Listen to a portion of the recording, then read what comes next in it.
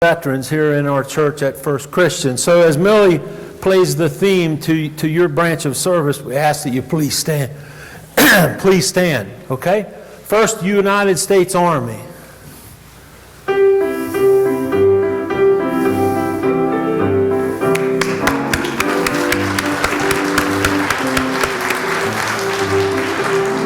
United States.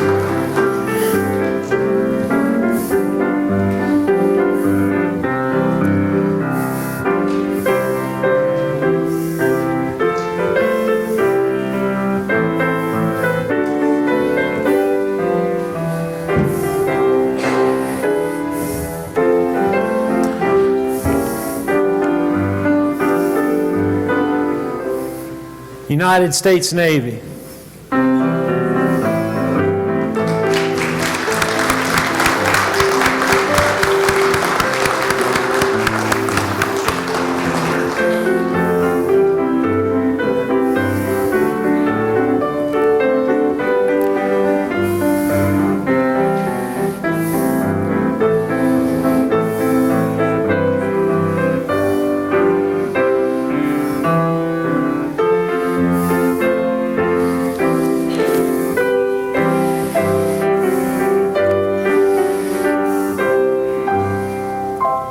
The Coast Guard.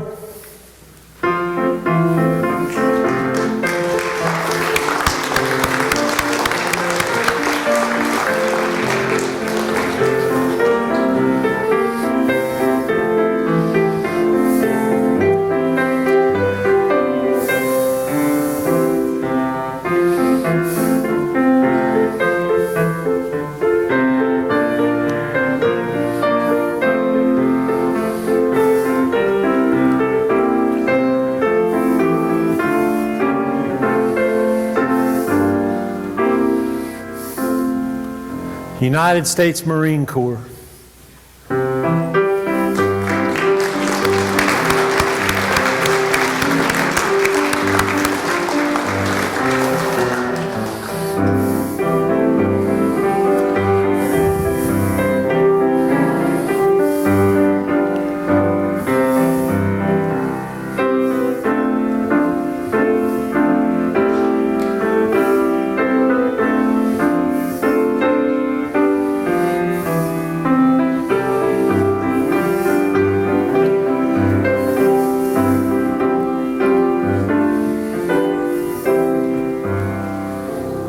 And the United States Air Force.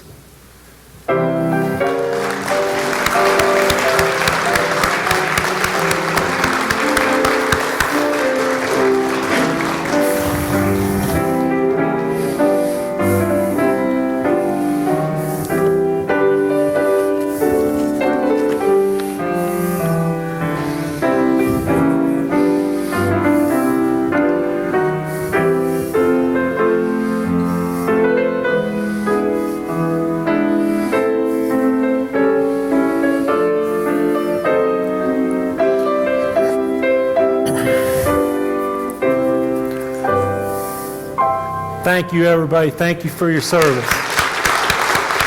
Thank you, Millie.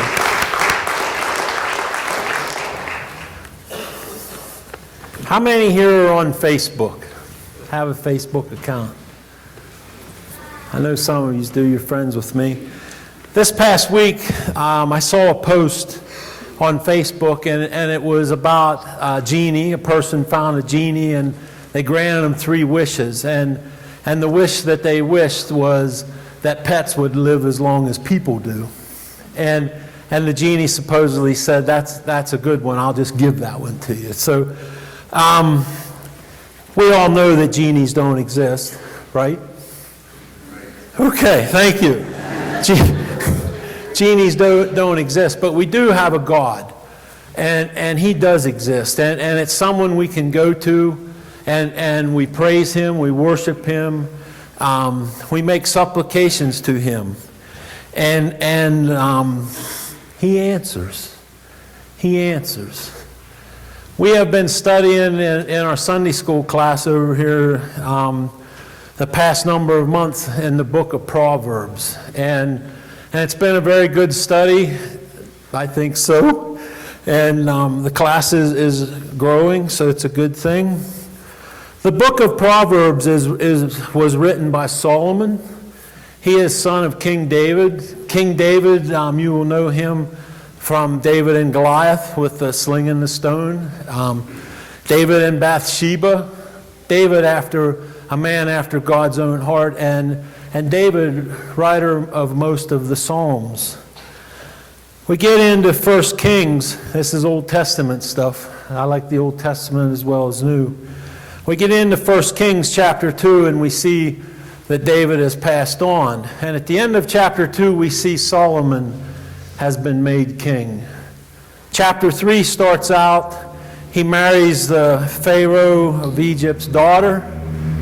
And we get to some verses here in 1 Kings chapter 3, verses 6 through 9. Hope that comes up on the screen. There we go. I'll just read it up there. And Solomon said, "You have shown great and steadfast love to your servant David my father, because he walked before you in faithfulness, in righteousness, and in uprightness of heart toward you. And you have kept for him this great and steadfast love, and have given him a son to sit on his throne this day. And now, O Lord, you have made me your servant king in place of David my father, although I am but a little child." Now, Solomon at this time, historians believe he's about 20 years old. So for him to call himself a child, he's not really a little child, but in his mind, he is a little child. Because of his next sentence, he'll say, "I do not know how to go out or to come in." When you first read that, you look at that, you think maybe Solomon's a little confused. You know what confusion is, right? When you're standing at the bottom of the steps and you're wondering if you just came down or if you was going to go up. That's confusion, okay? But Solomon was not confused. He is pleading for help. He has just been made king of a great nation. God made a promise to Abraham that Israel would be a great nation, and you'll see here in the next few verses, they are a great nation. And he doesn't know what to do. So this is what he does. Have you ever been in that situation? Which way do I turn? Which way do I turn? And Solomon takes it to God. "And your servant is in the midst of your people, whom you have chosen, a great people, too many to be numbered or counted for multitude. Give your servant, therefore, an understanding mind to govern your people, that I may discern between good and evil. For who is able to govern this great people?" Solomon asked for something very important. He asked for understanding and wisdom. The next few verses is when I told you God answers. It'll come up here. 1 Kings chapter 3, verses 10 through 13. "It pleased the Lord that Solomon had asked this. And God said to him, because you have asked this, and have not asked for yourself long life or riches, or the life of your enemies, but have asked for yourself understanding to discern what is right, behold, I now do according to your word. Behold, I give you a wise and discerning mind, so that no one like you has been given before you, and no one like you shall rise after you. I give you also what you have not asked, both riches and honor, so no other king shall compare." Solomon didn't know which way to turn, and he could have asked God for anything at all, but he asked for wisdom. I have a question for you. It's on the back of your paper, and it is this. While you are praying, what is it that you find yourself asking God for? While you are praying, what is it you find yourself asking God for? Like I told you, we're in Proverbs study here, and we've been in a number of months, and there are so many words of wisdom there, and we continue to learn. We come to today, we've been in it for 2 weeks now, but we're in chapter 18. Now Chase, remember Chase used to come up here and talk to us? Chase, a few months ago, when he knew he was going to leave, he asked me if I would come on this day and speak to you. And the topic is, what's the topic today? Spiritual discipline, but quick to listen. Who said that? I said it, right? Okay. Quick to listen. We haven't gotten there yet, but we're here right now, okay? Today in class, we're in chapter 18, and we come down to verse 13. There we go. In verse 13, it says, "He who gives an answer before he hears, it is to him folly and shame." He who gives an answer before he hears, it is folly and shame to him. It sounds a lot like James chapter 1, verse 19. "This you know, my beloved brethren, but everyone must be quick to hear, slow to speak, and slow to anger." Quick to hear, quick to listen. This is our topic today. This is what we're going to talk about. James says you must be quick to hear, slow to speak, and slow to anger. Solomon, wisest man that ever lived, said, "He who gives an answer before he hears is a fool." I once had something told to me from a person who I respected a lot. He told me that God gave us 2 ears and 1 mouth. And perhaps you should listen twice as much as you talk. Think about it. Whenever you are talking, you're not learning. The only way you're going to learn is to what? Listen. Okay. So, here's the thing about listening. Let's go back to James. It's still up there. He says we would be quick to hear, slow to speak, slow to anger. Have you ever been in a conversation with somebody and you're just getting to where you think's the meat of the conversation, and they all of a sudden start butting in? They start talking to you. Now, if it's husband and wives, don't just, okay. Want to start no problems. But here's the thing. Whenever you do that, answering before listening does not give value to the inside of others. Remember about the 2 ears and 1 mouth? If somebody is talking to you and they are sharing something that seems very important to them, and you don't take time to listen to them, and you start talking over them, the learning experience has stopped. Worse yet, if you begin an argument over that. So let me ask you this. Quick to listen. Is it easy to do? You're all sitting here today. You're listening. Quick to listen. If it's something that we want to hear about, it's easy to do, right? If you just want to talk about motorcycle rides and going down the Blue Ridge Parkway or above Lake Superior or any place I've been or want to go, man, I'm all ears. I'm like ears like an elephant, okay? I'm tuned in and I'm listening. If you want to talk about God, I am all ears. We are going to talk. If you want to talk about politics, you just lost me, okay? I am not political. I vote. I had ancestors that served in wars and have lost ancestors. My grandmother made sure I was registered to vote, and I do vote, but I am not political. You won't see me out being political. So is it easy to listen to something that you want to hear? Yes, it is. But what if it's something that you don't want to hear? What if it's something you not only don't want to hear about, but you disagree with? For instance, we're not going to talk about politics because I don't want you stoning me or beating me up outside. Let's talk about the latest thing I saw this week. We're not going to talk about it, but I'm going to bring it up. Hunting on Sunday, okay? Hunting on Sunday. Some in here, you can relate to this. If we talked about hunting on Sunday, you would be quick to listen. You would pay attention, okay? I'm trying to relate this.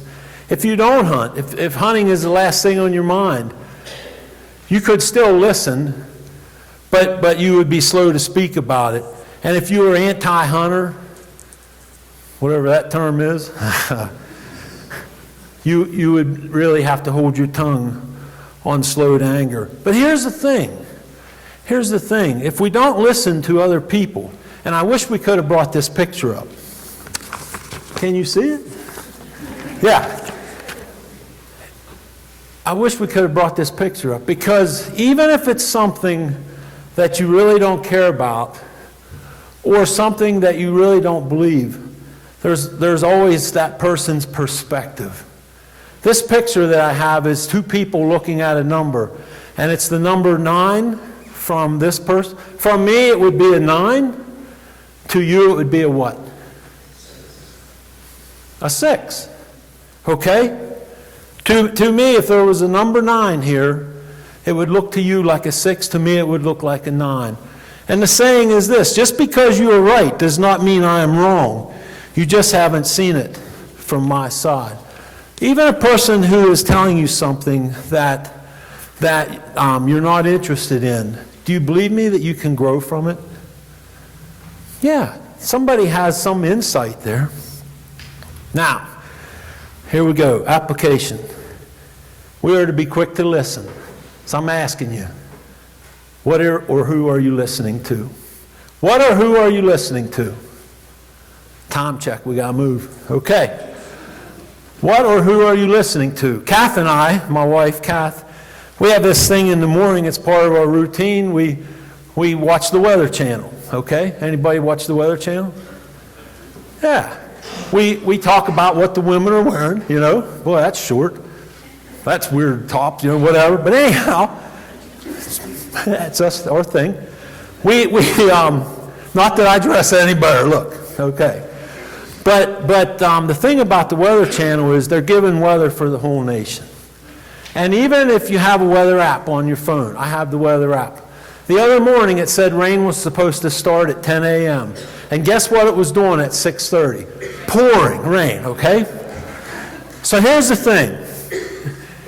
If you want to know the true weather, you got to get this thing called a weather stick, okay?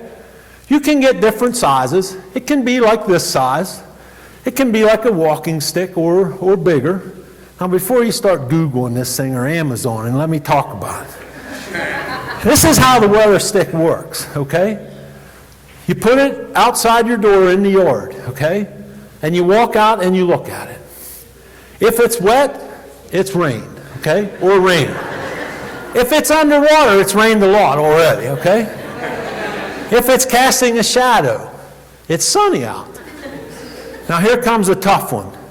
If there's no shadow, it's either cloudy or it's dark, okay? You have to have some input here. You got to have a little mentality. So here's the thing. Don't put all your trust in the weather people. How about the news? How about the news? Well, here's the thing about the news. They tell us a lot what we want to hear, okay? There are some channels on the news. I don't watch the news. But there are some channels on the news that try to guide you a certain direction, talking about certain topics that we're not going to mention, okay? Because we don't want stoned. I saw a thing, the Daily American newspaper. Is Dylan here today? He's not. So 63% of the people think that it's accurate. So 37% are saying no. The national news is in the 50% range. We watch it, but do we believe everything we see? No. Only believe half of what you see and nothing of what you hear, right? Okay. So we're not going to trust the news. We're not going to trust the weatherman. What about others? What about others? James and Solomon told us we are to listen to others. There's a lot of good value in what other people may share. And we need to be quick to listen to that. But sometimes, not so much.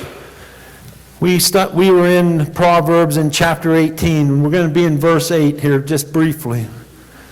It says, the words of a whisperer are like dainty morsels, and they go down into the innermost parts of the body.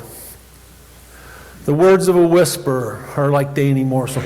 He's talking about gossip here. Solomon is talking about gossip. We've been talking about it. in Sunday school class. Gossip, if you are the one spreading it, or if you are the one hearing it, sometimes it can be as sweet as candy. It's something you want to hear. It's something I don't understand why, but it is something that people, some people dwell on it. They thrive on gossip. But here's the thing you have to understand. The second part of that, he says it goes into the innermost parts of the body. When somebody is gossiping about you, it hurts. And it hurts bad. It hurts deep and it hurts bad. To God, sin, it's a sin, okay? We're to be building one another up. Here we go. We're going to wrap it up. So we're not listening to weathermen, right?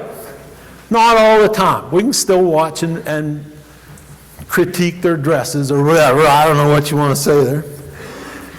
We're going to listen to the news. We can read the newspaper, but we're not going to trust it 100%. And what others are telling us, we pray it's a true heart they're sharing it with. But the one thing that we can count on 100% comes out of John chapter 8, verse 31.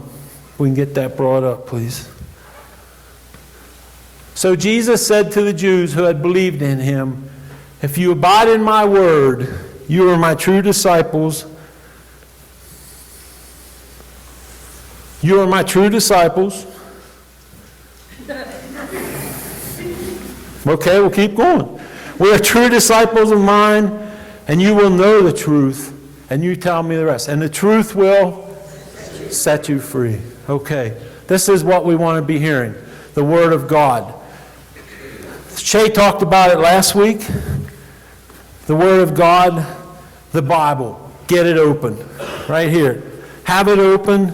Get in a study. Learn about it. Come to Sunday school. Go to a small group. Go to a coffee shop and find some people. Sit down with your family, but sit down and learn and hear what God is telling you. Be quick to listen, slow to speak, and slow to anger. I'm going to give an invitation. If you have any prayer requests, any prayer needs, don't look like we have a prayer team in the back. Here he comes. Okay. So, if you have any prayer needs, you can go to the back and see Reuben, or come front see me. If you have, God has been telling you in your heart that you need to be making a change in your life, and you want to accept the Lord, you want to be baptized into Christ's kingdom, we ask that you please come forward as we stand and sing. If we can help you in these or any other ways, won't you please come forward? We'll stand and sing. Our invitation